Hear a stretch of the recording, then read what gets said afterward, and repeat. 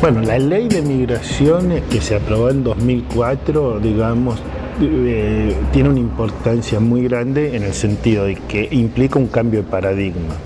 O sea, no se legisla sobre inmigración pensando en la seguridad nacional, sino que se legisla sobre inmigración como un capítulo del tema de derechos humanos, ¿no? Entonces ya eso es un enfoque completamente diferente. Y en ese sentido es una ley muy avanzada y una ley votada por unanimidad.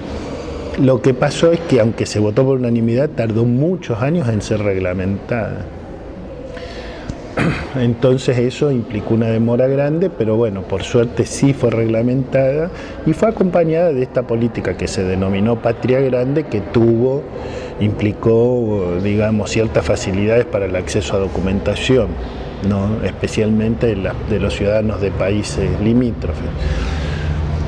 Lo que yo veo es que lo que cambiaron fueron por lo menos 3 cosas, quizás más, que son muy importantes. Primero, que es mucho más sencillo el acceso a la documentación que antes. Segundo, que es mucho más fácil el acceso de los hijos de los inmigrantes a la escuela pública, que muchas veces las directoras sí querían aceptar a los chicos, pero después lo que no podía hacer la directora, por más buena voluntad que tuviera, era darles el título.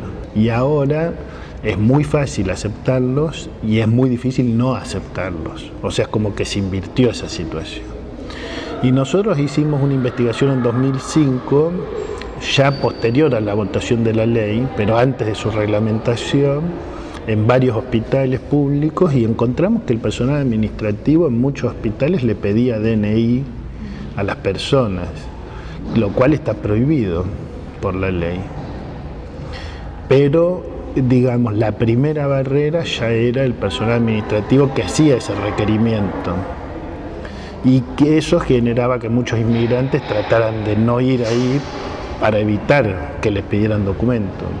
Y en ese sentido sí notamos que hubo un cambio respecto a una investigación que hicimos hace poco tiempo, en el sentido de que ese fenómeno, esa práctica disminuyó mucho en los hospitales que nosotros pudimos analizar. Yo, sin embargo, creo que la sociedad cambió menos, y creo que los datos de esta encuesta que les mencionaba muestran eso, ¿no es cierto? O sea, que yo creo que la sociedad hoy, aunque sea una minoría, pero es una minoría de mucho peso, 30%, de personas que están dispuestas a admitir que tienen prejuicios. O sea, seguramente es mucho más alto, pero en varias preguntas que nosotros hicimos, por ejemplo, nosotros preguntamos, ¿usted tendría problema en aceptar un boliviano como vecino en su barrio? No, ningún problema. La gran mayoría no tiene ningún problema. Pero después le preguntamos, ¿y usted cree que un boliviano tendría problemas en ser aceptado como vecino? No por usted, por la sociedad. Y sí, la verdad que tendría el problema de ser aceptado.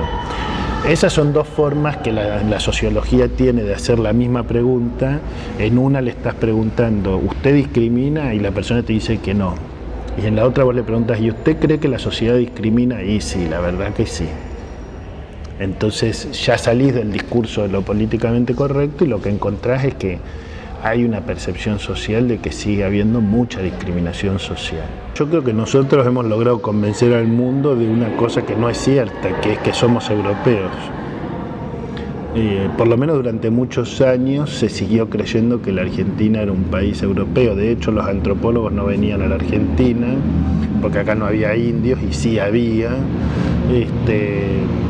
Hay casos conocidos de mujeres con un rostro indígena que viajaron al exterior y no les creyeron que eran argentinos, porque supuestamente en la Argentina no hay indios, ¿no es cierto? Y bueno, o sea, el peligro con los mitos es que los mitos nos obstaculizan entendernos y también construyen una imagen de nosotros y para el exterior que es distorsionada respecto de quiénes somos. Desarmar esos mitos es una condición necesaria para hacer una sociedad más igualitaria y más democrática.